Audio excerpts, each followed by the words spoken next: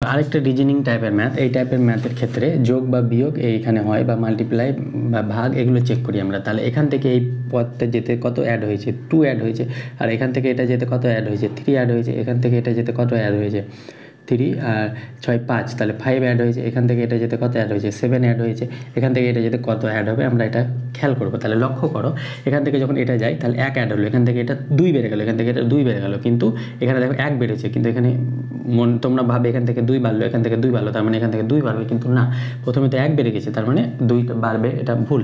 আর যদি বলো ওয়ার্ড বেড়েছে, তাহলে ওয়ার্ড তো 2 তো ওয়ার্ড না, ইভেন মানে জোড় সংখ্যা, তাহলে জোড় সংখ্যা বেড়েছে কিনা। কিন্তু এখানে একটা জিনিস লক্ষ্য করো, এখানে দেখো 2 3 5 7 এগুলো কি, এগুলো মৌলিক সংখ্যা। তাহলে মৌলিক সংখ্যাগুলো অ্যাড হচ্ছে, দেখো প্রথমে 2 অ্যাড হলো, তারপরে 3 অ্যাড হলো, তারপরে 5 অ্যাড হলো, তারপর 7 অ্যাড হলো, 7-এর পর কি মৌলিক সংখ্যা রয়েছে 11, 7 4 11, তাহলে এখানে 11 অ্যাড হবে। তাহলে 18-র সঙ্গে যদি 11 অ্যাড করি তাহলে কত হবে, 11 অ্যাড করলে 18 কে 9 আর 1 2 29, তাহলে আমাদের অপশান হয়ে যাবে 29।